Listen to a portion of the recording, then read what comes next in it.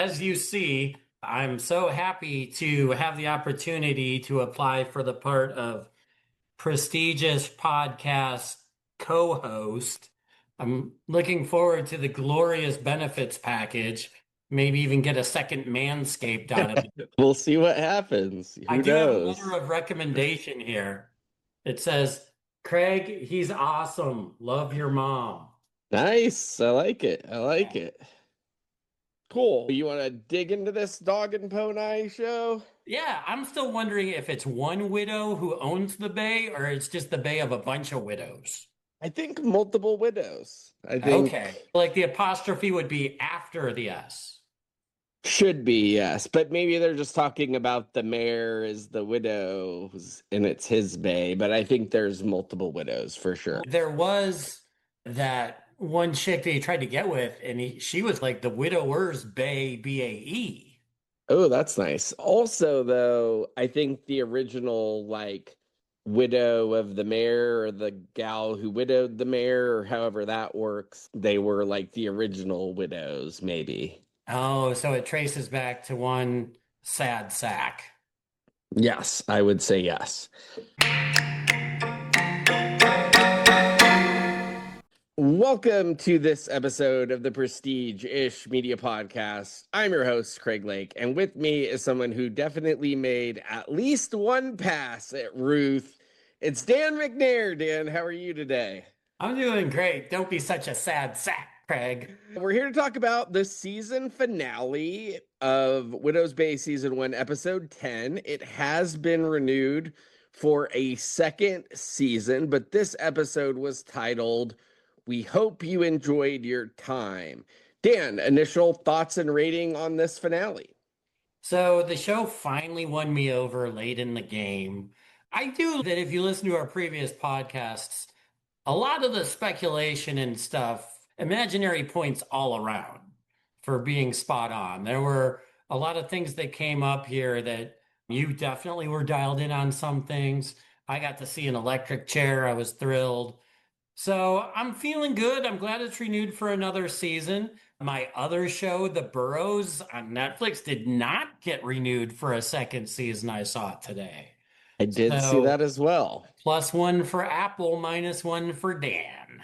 And Sugar just coming online this evening, season 2. So lots in the mix as we work our way into House of the Dragon. But this episode, Dan, other thoughts and initial rating? So I gave it a 7, which Okay. is my high point on the season. I thought this was, again, I like the episodes where I kind of know what we're up against. It's not like a brand new threat against the town. It seemed like there were some standalone episodes where I was having a hard time trying it all under the same umbrella. It would be like the Wolfman over here, and then the Joker and Penguin over there, and then like a lightning storm over there. Like this one seemed fairly cohesive to tie the whole season together. And yeah, for the most part, I enjoyed it. The acting performances didn't get as much wake this episode, but good for Tom. And even Ruth, I thought had a good episode too. Yeah, so I've got it as an 8.5. It's up there I probably will do a rewatch at this point just to get a feel. It's a pretty easy watch now that I kind of got my bearings just to see how I feel about everything. But episode 4 was pretty high for me. This is going to be up there as far as my episodes. And I did feel not only did it round into form, and we'll talk about it, but I think the show did a good job of developing characters that felt like throwaways early in the season, and they didn't feel the need to develop all the characters all at once. So much of TV now is we've got to bounce through 80 timelines, where this really has been maybe a little more focused by episode. And so that's kind of nice, not only for my note taking, but also it doesn't work if you never develop those characters, but I feel like they weren't in a rush to do it. And in their own time, initially, like Rosemary kind of got her time to shine last episode, but I appreciated her more because of that. I continue to appreciate Patricia. And then, yeah, Ruth was probably one of my least favorite characters, and they really brought her into the fold this episode. They do it, I agree with what you're saying, in nice morsels where it's not like all of a sudden the whole show takes a left turn and you get an entire Dale episode. You get the right digestible portions of each character, but not all at the same time, just spread intermittently through the story. Yeah, and when we are talking about our imaginary points, as far as our imaginary subtractions go, I think it was the mushroom drug dealer who blew away in the storm last week. So, for whatever that's worth, I think we start this episode with, and I don't know how we really got into Ruth's medical files. I can't remember. I don't think it's something I missed in the last episode, but Tom is going through some sort of medical file where he finds out that Ruth can't mix her meds or that could be problematic for her. That's kind of how we start. I did think it was funny as he was like hoping to find cancer. Is that what he was rooting for? Or what was Well, I going on want to there? say Patricia might have even put a hint in the last episode of, oh, geez, I thought she was almost ready to die of cancer. Or somehow I thought that somebody whispered that in the audience's ear leading into it. As, yeah, he's at the doctor's and going through all those files like he's trying to find it. I was going to say when Tom ultimately was at Ruth's house, it could have been his house, it could have been Patricia's house. My note is, do all the houses look exactly the same? I could not tell a difference. I think the walkie-talkie thing's an okay gimmick. We get Patricia and Wick doing the back and forth on, you don't have to do this, and Wick's in the back like, yes, he does. I Go did ahead. think logistically, I don't know if it was a goof or not, but wouldn't Wick have to be holding the walkie-talkie and press down on the send button If to he get caught his her thing? while if he caught her while she was pressing, I accept the premise, but it's a fair question at least. Yeah, just my walkie-talkie lord ringing in there. Yeah, we have Ruth on the treadmill and she just did 2 miles and she's going up the stairs pretty limberly. And I don't know, we don't really understand whatever this bloodline that they come from because we know certain people in the bloodline have issues dying, or at least one specific person. So it's like, I didn't know if Ruth was going to be like immortal. She kept not dying, and part of me wonders if that's part of the lore. But I It thought, was very pointed that they showed you for an 84-year-old woman, she's doing more than she should be. And yes, it was a stunt double, but I had the thought, so are the sacrifices sucking the town's energy and keeping her uh, youthful? that's interesting. That was it was a definite thought. I think I later walked away from that thought, but at that point I'm like, she's doing 2 miles and she's skipping upstairs. I'm 30 years younger than her, and I my knees have a hard time going up and down the stairs multiple times a day. Now, typically we don't really text a lot, and this is some of the first I'm hearing about this episode, but I'm glad to hear you saying it was a stunt double because I think it was you had texted me this thing that said Ruth has back, eggplant emoji, water emoji, wink face. I think that's what I saw in there. Who else are you texting, Greg? I don't know. I thought another thing, we get to Rosemary, who says that the previous person who had her job told her to never go into the shelter, but she didn't remember any of the other details. Kind of some interesting ominous signs. There's this animal bite sign, and the bottom is human bites. And That there's seemed almost like a Severance type safety poster or something like that.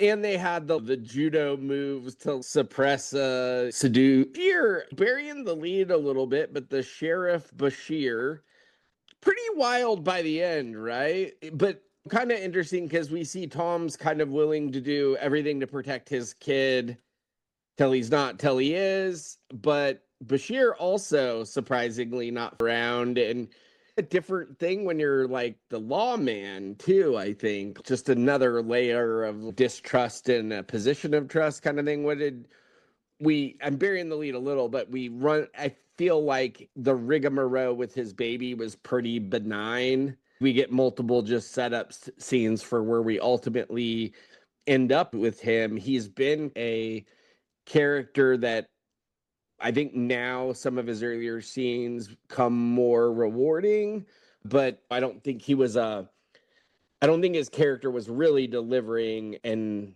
now we end up with this end of the episode that's pretty prominent. I do agree that following his motivations, he didn't seem to be necessarily one of the townspeople that was all buying in to the lore and the curse of the town at the very beginning. And it seems he makes a pretty quick turn that I wasn't tracking every micro movement.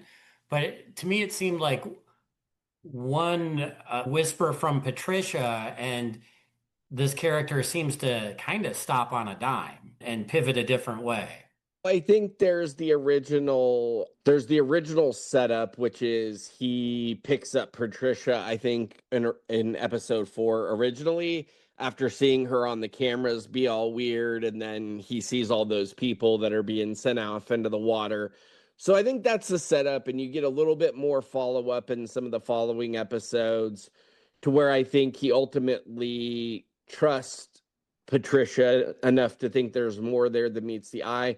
I think also some of this is maybe what Tom admitted in a different way, which is that Tom just didn't listen, but he kind of knew, but he kept ignoring it for whatever reasons he had. That's a good explanation. And so it kind of seems like maybe the sheriff's kind of taken the same path too, until ultimately he ended up in a really bad position with his kid. So yeah, that obviously we're jumping a little ahead there, but I've got him in our notes, and I feel that's the most relevant conversation about the baby.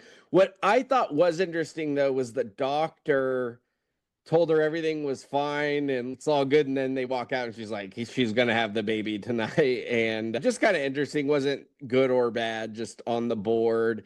What did you make of Ruth's social calendar? She had quite a busy schedule. A lot of this was comedic effect and just building the anticipation, like making it harder and harder for Tom to do what the sheriff thinks he's not going to do anyway. Yeah, I think it did give more depth to Ruth that we've only seen in quick glimpses. Definitely her being part of a bunch of amateur writers is a unique tick. And definitely maybe the reason that she has to be off so early every day is to go help her neighbor up and down the stairs. And that was an interesting thing. One part maybe that you can help me follow is I hadn't registered in any of the previous episodes Evan having a relationship with her. Yeah, he had left her with him, and then she was supposed to be watching him when she was at the office, but she left early one time.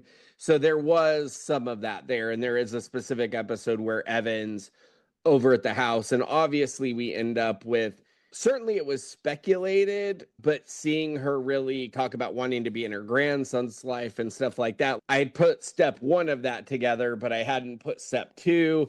And I think even that mystery mommy or whatever the thing she would call herself was, Oh, I yeah. think that might have been in one of the crazy letters. The other thing I was going to mention about what you were talking about with Patricia and the sheriff, I think whatever Patricia told the sheriff, he was trying to get the sheriff to intervene so he wouldn't kill Ruth, is my guess. And I think the sheriff obviously didn't think Tom would be man enough to do it and was going to do it himself. And not, and that's where we ultimately landed. But what I did want to say, just because you brought up with Ruth, her writing club or whatever, the writer for this show, we've talked a little bit about the Parks and Rec side. The other really infamous thing that a lot of people that watch the show know, which is that the writer of this had a famous social media post where she went to this Halloween party where she thought everybody was going to be dressed up, and she was dressed as the Baba Duke and nobody else was dressed up, which I think a lot of people are taking that at face value. I still am unsure if that was like a bit or not. I have a hard time believing that really happened, but assuming it did, my point is the writer has a character like Patricia who's 40 and without child. Ruth specifically as a writer has a child at 40. She says she was young, but then she said she was 40. I think just a little interesting that we have the connection between Patricia and Ruth, the 40 and the 40. Last episode, Patricia's, oh, because I don't have a kid, I'm useless too. And that's what they were saying about Ruth, only to find out she does. I think there's some sort of back channeling writer connection there. And there is a lot of wisdom to listen to there because the pull-out method just doesn't work. That is true. Glad to know that Ruth filled us in on that. I was having some trouble understanding like why he was taking the 3 minutes versus 27 minutes so hard, but I would guess he was just planning to drug her that whole time. I thought he was just gonna switch her pills or something at first. I'm like, who roofies an old lady unless you're gonna make a pass at her? So that's the thing. Now, I had a question for you about this film. I think you said it's Dale, right? Is the guy who's kind of like homeless man's Tom Brady. I was gonna say he's the guy that goes into the Lost Hatch. What I was going to say is that film is very Lost adjacent, right? It has to be inspired by Lost, I would think. That's how I registered it. Both on an island. And now we're a little more mystery box, I think, at the end of this season than we were at the beginning of the season. Literally, whatever's behind that door or in that hatch. Go ahead. I did think that the comedic value of the film strip was that weird in between the show dances. It was just funny enough, but not too funny, and just horrific enough, but not too horrific that you're not really sure if you're supposed to laugh or not. Yeah, no, I think that's accurate. And there you take a show like I think Fallout definitely plays things a lot more humorous in those areas, Yeah, whereas that's this, downright cartoony. yeah, whereas this kind of middles it. And that's once again, I actually think that's something I've learned to like about the show, but it does take a little bit to get in that rhythm of understanding what they're doing. So I'm really curious to see how that evolves in a season two. Is the writers and the people that are creating this kind of, they, I would assume they know the characters better now than when they endeavored on this in the first place. What do you think of Evan's emergency ladder in his grandmommy's house at this I point? think Tom's eye roll pretty much said it all for me. Yeah, and then of course he's got to escape with his girlfriend and that other doofus. We could jump this now. We get the Evan adventures, the Evan in the Temple of Doom under. Jessica Z would love Evan in the tunnels. So yeah, no, she would. There's got to be some minerals and gases down there, but I'm still wondering what is going on with their basement and how it might or might not connect this way. They did deliver us more than once that the mom is dead this episode, but I Hmm. think just the way the show's played out, I would lean 70-30 to her being dead, but I would say that's still not off the board for this show that she's in the tunnels somewhere or buried under a Yeah, I'd house go or 83-17. yeah. She's a little bit more dead in my book, but that door is open. Yeah, and so Evan ultimately, I'd have to go back and watch. I don't know what the bell tolls we got earlier in the season were. I But do have notes. okay, but my best understanding is the amount of bell tolls when it happens gives you the amount of sacrifices, right? Yeah, And that's the if amount of souls basically that the island is demanding. And if you don't meet that, now I don't know that we have a timeline on how long you have to meet it, right? We don't know that or like how often, but we know the amount. But do we know how many times it rang earlier in the season? In episode 2, it rang 9 times. So who would be the lives question mark? Like how did I we. I think Kenny is the only one that counted, and there's Oh, several. so that's why it's eight now. So it just resets the process. So they've got to get from eight to zero. So my guess is when these things happen, I'm just trying to think of a way to explain the monsters of the week or the weather and why it would recede. But I would imagine it's like the plagues the Bible sends or something. You know what I mean? There's this wave of supernatural bullshit that happens until you appease a soul, and then it keeps starting over till you get to zero, and then I don't know if you get 20 years before you got to do this again or what the 32 if you're time. in Derry. Yeah, I that's definitely where I was thinking. Yeah, we end up with eight, so that's a good point. If it was nine before, now we're at eight. So I think when the tornado ate the person, they should have got a point for that, but I got to So put them in the hatch. what I'm wondering is there's a difference between supernatural deaths and ones that the townsfolk actually offer up. Yeah, well, I think it's probably got to be in that room. What's the thing in the room where all the bills are written, or what's the saying? There's a famous Oh, I was saying. in the room where it happened, the room where it Yeah. happened. Yeah, that's what it is. I really did think that with Evan running out of there and the janitor running in, they got their South Park moment. Which one again? Sorry. I was They on my next killed note. Kenny. Oh, there you go. And then Okay. you say, You you bastards. bastards. I already alluded to the Ruth bit where everyone had made a pass at her, even the nun, I think. But then also, the first one she talked about was Alfred that was bit by an animal and then turned into one. I think we kind of have to take that at face value. But what's your definition of making a pass, Dan? Is that going for a kiss or what is that? I think it could be that or a caress. Can it just be verbal if you tried to verbally hither her too, or does it got to be like a physical pass? I think it could be verbal if you're alone and you say, hey, you want to go upstairs? Yeah, or I'm interested in you. Is that a pass? See, I think I'm interested in you could be backed off to nothing happening. I think physical definitely makes it a pass. You just have to have very poor game for it verbally only to be a pass, like crudeness. So we end up with the three trolley problem, which is whether you would pull the lever. And is what you make of this, Tom's just the whole time trying to justify what he's doing and he just can't get her to help him do Well, it? I think he's trying to get her to agree with it. And this was an interesting take. I've heard this trolley dilemma before, even going back to The Dark Knight. It feels like the Joker character with the fairies does a very modern trolley dilemma for Batman to have to sort out. And I think it probably wasn't until then that I first became aware of the concept. But the fact that Ruth is steadfast in her, I'm not going to pull the switch, was a very interesting but well-reasoned justification for her character.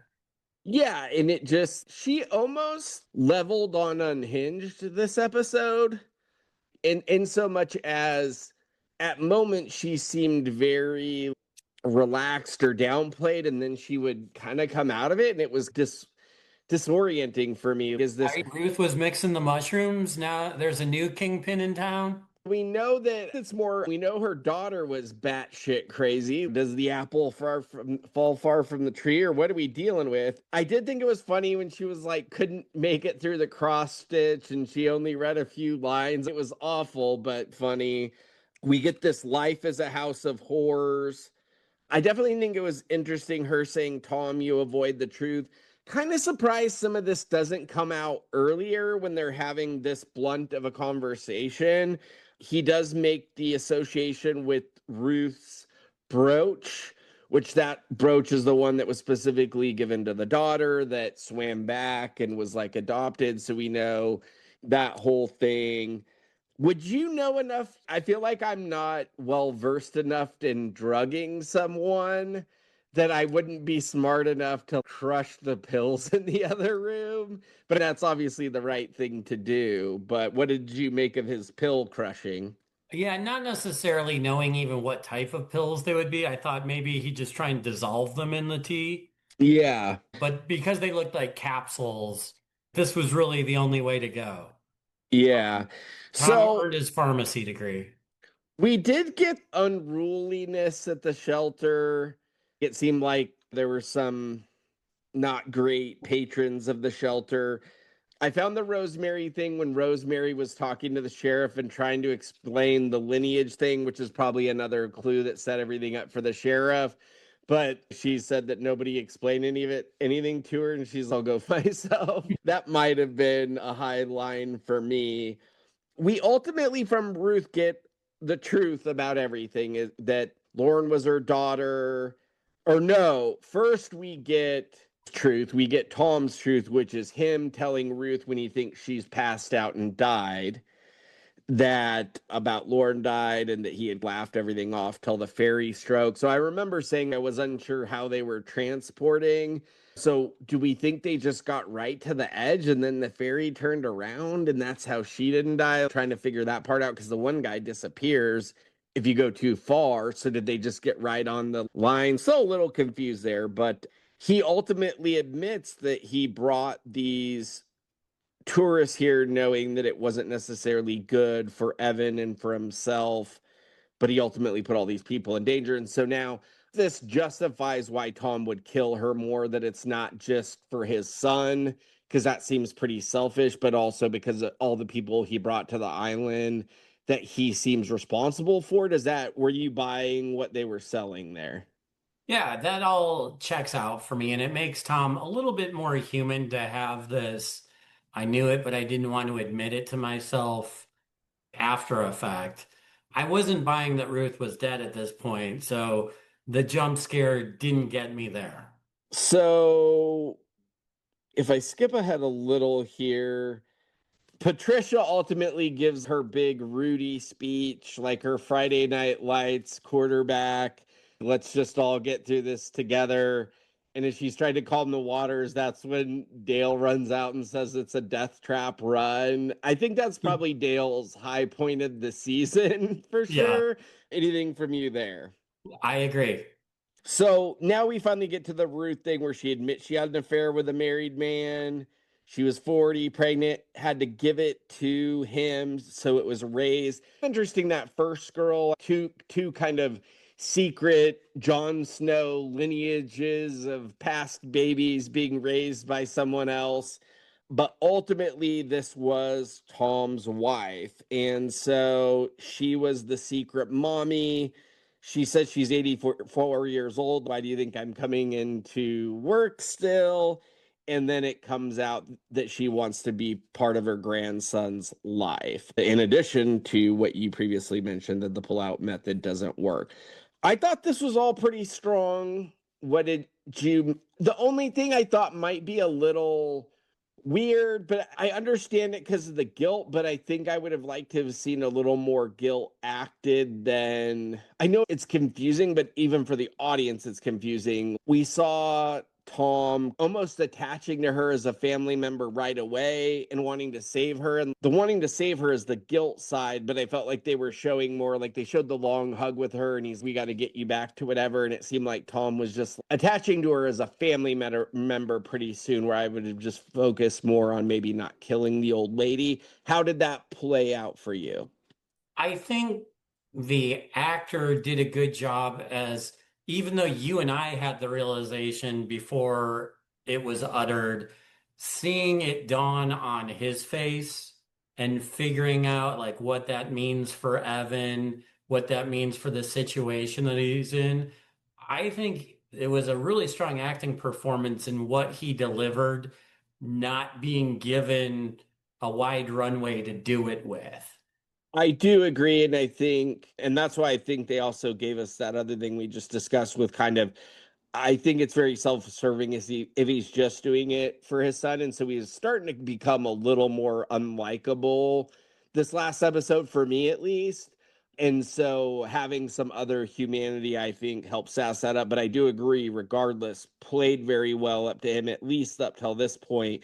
Now, they set up her being shot very well, right? I don't Mhm. that wasn't something like I mean, Normally, I I think would probably see that coming when the sheriff pops out. to me, when you hear the gunshot, like I knew it was the sheriff at that point. But for a second, your brain's before I saw him, I realized who it was. But like your brain immediately starts cataloging. My brain first went to Wick, and then I'm like, oh no, the sheriff. And then you see the sheriff. Well, So and I was so caught in the moment that I was not even thinking of possible suspects. gotcha.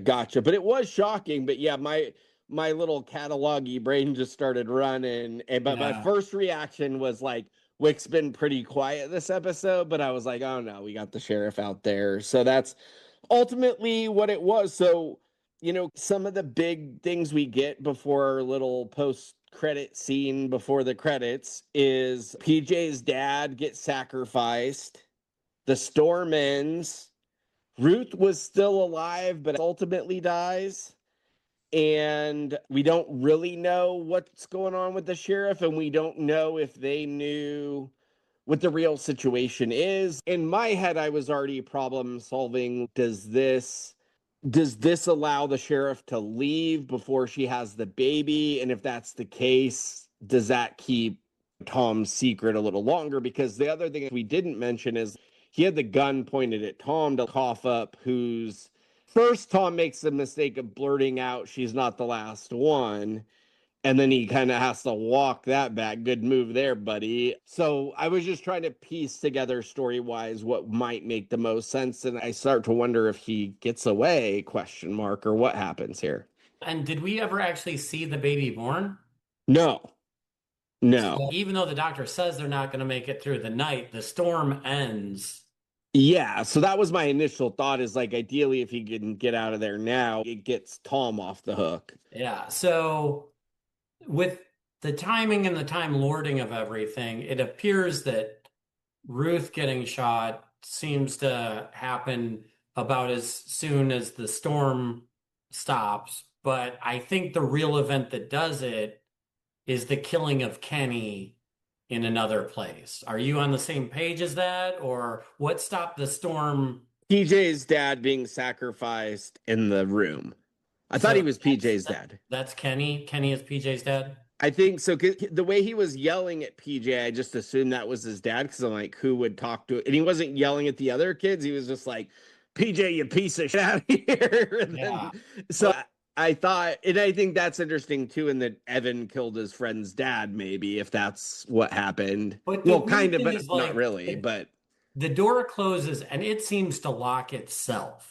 yeah, until it's done eating. Yeah. So I don't think any person in that party of three teenagers killed him. No, it is what it is. He did try to lock it though, the son. Remember, he like is the one who shut the door and tied to like, so it's really the son, but it's like because it's just more like because Evan's the last man at the scene, it doesn't look good, is what I would say there. Yeah. Yeah, that makes sense. So I knew that electric chair was down there all season, but I can't for the life of me place the moment when they gave us that clue. I knew there was an electric chair somewhere down below, but I don't know where I pulled that from. And I just thought there was house access to it, but I know there was something with the mayor guy torturing people. I just kind of thought it was that in that flashback episode. But once again, really looking forward to doing a rewatching and gathering my bearings a little bit more. So, to your point, Wick and Patricia do think it's because of Ruth. They're immediately like, oh, he did it. And we see Tom throw Rose's brooch into the water, which family heirloom, right? That's kind of shitty, but He's breaking the cycle. I take it as she's dead, right? If he's throwing the brooch in the water. And we get the 8 bell tolls as we wrap up. So, any other thoughts on the ending, or just kind of wrapping up this season? Nothing, I don't think really to add other than to say I like the way that they tied it together. The acting of the primary players, and I'd include Patricia in it too, but Tom and Wick, if they cast it differently, I don't know if I could have kept with this show, to be honest with you. The comedy horror is a little bit weird to find your pacing and how you feel about it. And I can see where the show has a big following, and I think there's probably a lot of people that don't know what to do with it. Yeah, and the only thing I would say out there is there's just been some extremely high ratings, and I think this is a good show. I don't know that it's not slightly overrated, but I really enjoy it. So I've got the season as a 7.9, but I still thought it was really good. Where do you land? Just under a 7 with you? Where does old Dan land? So I think if you aggregated all my individual ratings, it would be pretty low. But Yeah. I think in the end, I would probably come in at a 7. If I was watching this on a week by week basis, I think it would be a better watch for me to think about what I'd seen in between binging it all at once. That's not how I like to consume shows like this. That was a bit of a chore, and I think I kind of got down on it right away. But Yeah, and if you're new to listening to us, this was something we wrapped up our season of Euphoria and The Boys, and so we decided to take this on in the in-between time that we had before House of the Dragon season 3, which tune in this Sunday if you want to listen to our coverage of that. Probably by end of the night, it'll probably be Monday, very early Eastern by the time I get it up, but we'll see. No Z Sunday, so it could go quicker on the editing side. But yeah, Dan had to take on 7 episodes at once, and it wasn't something that you were specifically wanting to watch to begin with, and you were watching the Bros at that time as well. So it wasn't the cleanest way for you to jump into something. But once again, we cover a lot of shows on this show, and they're not always what we all want to watch every time, every way. We're just covering a lot of different stuff. Thanks for doing that, Dan. I think this has been a rewarding experience, and looking forward to House of the Dragon 3. Anything else from you?